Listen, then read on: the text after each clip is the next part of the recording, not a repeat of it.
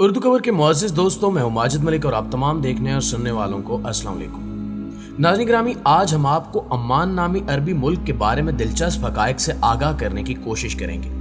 وہ کون سے ایسے نرالے کام ہیں جو صرف اور صرف عمان میں ہی ہوتے ہیں، اور عمان کی خواتین ایک مخصوص نقاب کیوں استعمال کرتی ہیں؟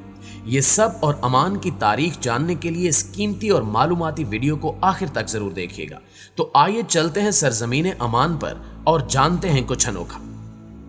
معزز دوستو، عمان جنوب مغربی ایشیا کا ایک اہم ملک ہے جو جزیرہ نما عرب پر واقع ہے۔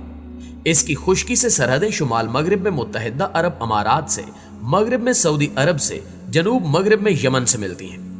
ساحل کے اعتبار سے جنوب مشرق میں بحیرہ عرب، شمال مشرق میں خلیج عمان ہے، اور سمندر سے اس کی قربت پاکستان اور ایران سے بھی ہے۔ عمان میں صحرا، پہاڑی علاقے اور سرسبز علاقے بھی ہیں۔ اپنے وسیع رقبے، آبادی، تیل اور گیس کے ذخائر اور اپنی جغرافیائی پوزیشن کے حوالے سے یہ سعودی عرب کے بعد خلیج تعاون کونسل کا سب سے اہم ملک ہے۔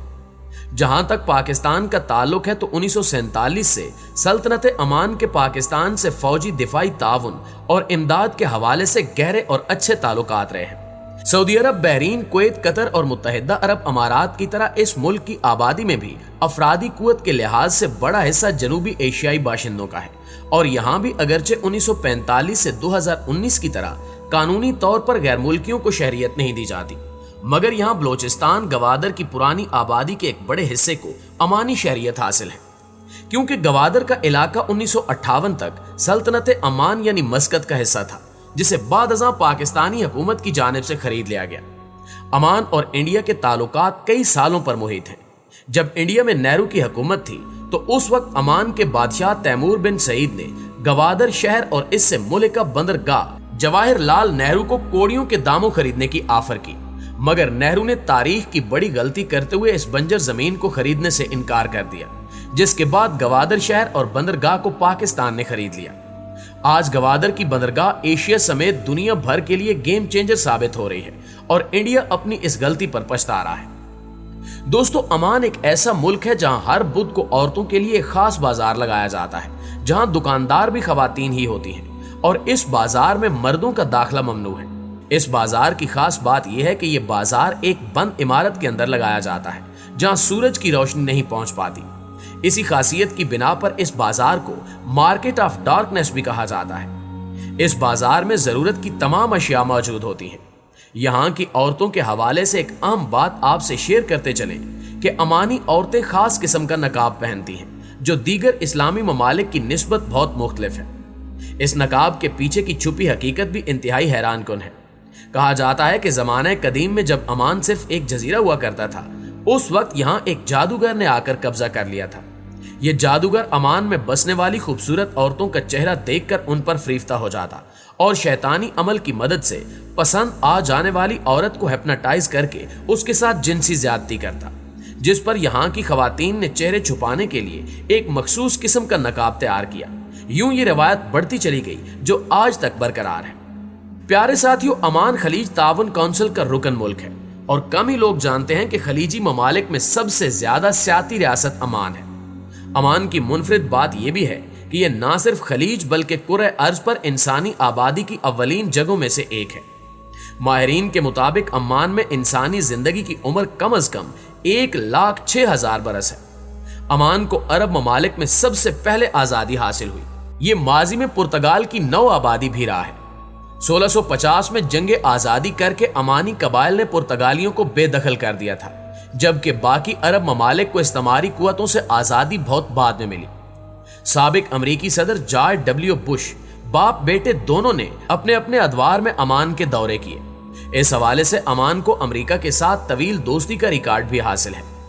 عمان واحد خلیجی ملک ہے جو یمن کی حالیہ جنگ میں سعودی عرب کے آپریشن کا مخالف ہے۔ وہ ایران اور سعودی عرب کے درمیان ثالث کا کردار ادا کرتا ہے۔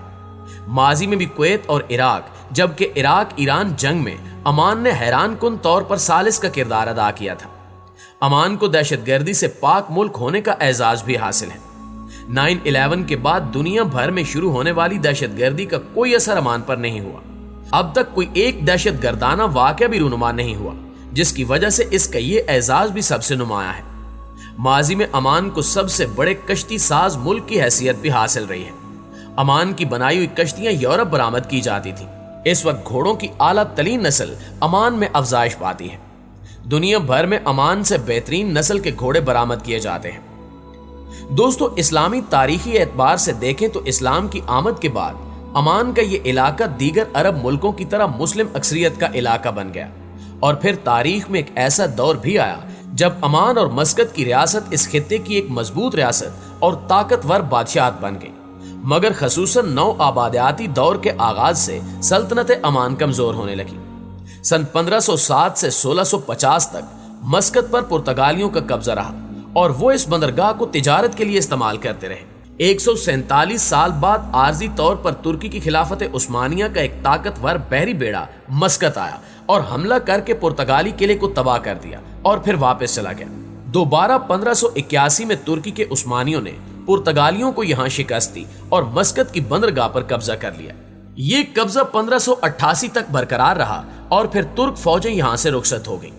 17वीं सदी ईस्वी में यारूबा इमामों ने अम्मानियों को मुत्तहिद किया और नासिर बिन मुर्शद पहला यारूबा इमाम बना और यहाँ से पुर्तगालियों को निकालने में उसने अहम किरदार अदा किया।